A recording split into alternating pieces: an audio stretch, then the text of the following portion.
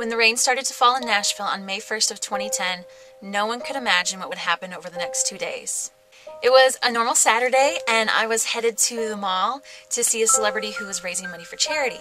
By the time I got home, we were racing to stay ahead of the water.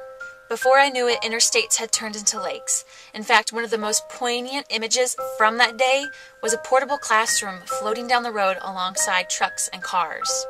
After 2 days of nonstop rain, the water started to creep towards my apartment, and that's when I made this video. We are underwater.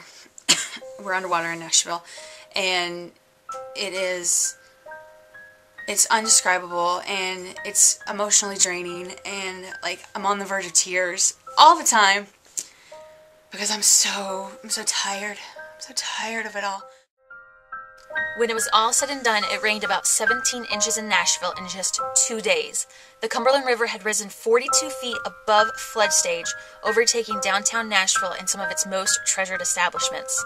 The Grand Ole Opry was severely damaged, along with the hotel and mall. The city sustained $1.5 billion in damage, and 22 people lost their lives.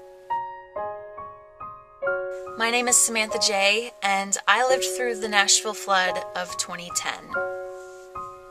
During this year's Project for Awesome, I really wanted to highlight an organization that helped Nashville get back on its feet. That is Hands on Nashville.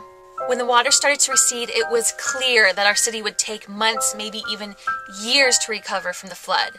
It was even described as one of the worst natural disasters since the flooding in New Orleans following Hurricane Katrina.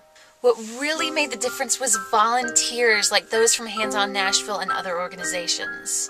Almost immediately, people went to work helping their neighbors pull out debris and start rebuilding.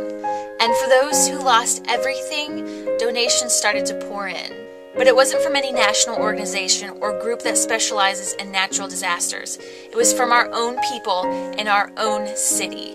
In fact, because of the BP oil spill and the Times Square bomb, it took the nation a week to recognize what was going on in Nashville.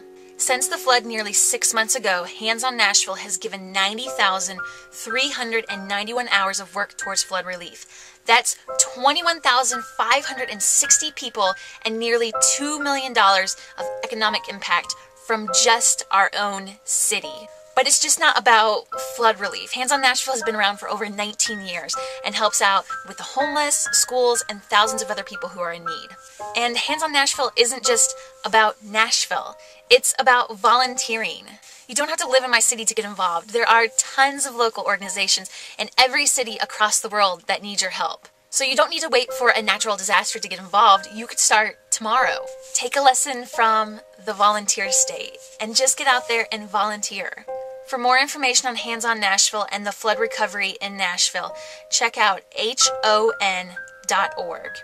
There is still so much more that needs to be done in my city, and there is still so much more to be done in cities across the nation. So I just encourage you guys to volunteer. No matter what it is, get out there and volunteer.